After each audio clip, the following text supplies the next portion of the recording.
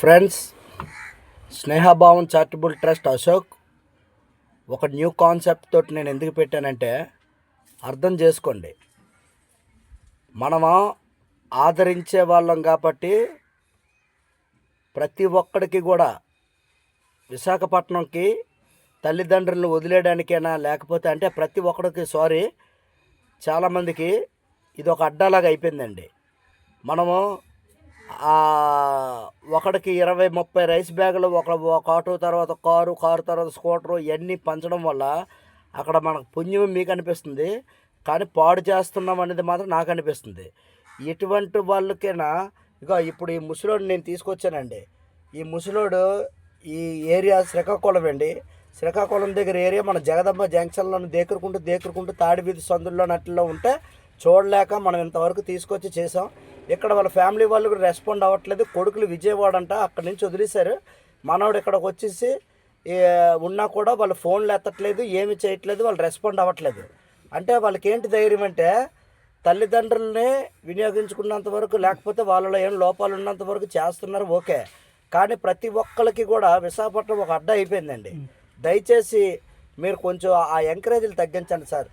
అది మీరు చాలా చేస్తున్న పుణ్యం అవుతుంది అది. ఎందుకంటే చేసే వాళ్ళకి చేయండి, మీకు కరెక్ట్గా అనిపిస్తే చేయండి. కానీ మనము మన సేవ, మన మంచితనం ఇవన్నీ చూసి విశాఖపట్నంలో ఎవరిని వదిలేసినా పర్వాలేదు, బ్రతికేస్తారనే ధీమాతోటి ఇక్కడ మనకి కాంప్లెక్స్ ఏరియాల్లోని, జగదంబ ఏరియాల్లోని చీకట్లను తెచ్చి వదిలేసి వాళ్ళు ఫేస్బుక్లో నేను వారం రోజులు పెట్టానండి.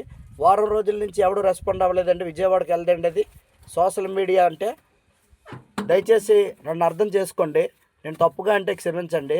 ఇప్పుడు ఇతనికి అక్కడ ఒక భోజనం పొట్లం ఇచ్చేసినా మేము 100 మంది మాకు చూస్తారండి, మాకు పుణ్యమే పేరే రావాలనుకుంటే మేము ఈ ఆటో కట్టించుకొని ఈ శ్రీకాకుళాలు, నర్సీపట్నాలు మేము తిరగక్కర్లేదండి.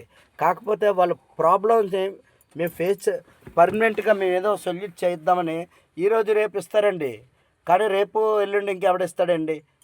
దీని మీద మేము ఏదో ఒక శాశ్వత పరిష్కారానికి మేము చేద్దామన్న ఒక భావంతో పెట్టినదే ఈ స్నేహభావం చారిటబుల్ ట్రస్ట్. మమ్మల్ని అర్థం చేసుకోండి. ఇప్పుడు ఇతను ఎవరు పట్టించుకోలేదు. ఇప్పుడు మేమేం చేయాలండి ఇక్కడ?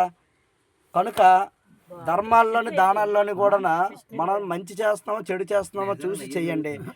అవన్నీ చేస్తే ఇటువంటి వాళ్ళని తల్లిదండ్రులు రోడ్ల మీద వదిలేరండి.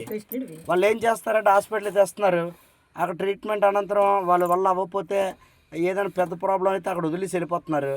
లేదంటే ఇంట్లోనే ఏమైనా ఇబ్బందులు అయ్యి నాలుగు పర్సనల్ ప్రాబ్లమ్స్ ఏమున్నా, ఏది చేసినా ఏది జరిగినా ఈ విశాఖపట్నంలో ఎక్కడో చీకట్లో వదిలేసి వెళ్ళిపోతున్నారు. వీళ్ళు పిల్లలు సొంతూరు విజయవాడ అంట, ఇక్కడ ఇతను తీసుకొచ్చి వదిలేశారంటే మనం అర్థం చేసుకుందాం. విశాఖపట్నం మనం ఎంత మానవత్వంతో ముందుకెళ్తుంటే వీళ్ళు దాన్ని ఎంత ఆసరాగా తీసుకుంటున్నారండి. ఇది దయచేసి అర్థం చేసుకొని కొంచెం చేసే వాళ్ళకి చేయండి సర్వీస్. ఫేస్బుక్ అప్లోడ్ చేసి అది పెట్టండి, వైరల్ అవుతుంది అది.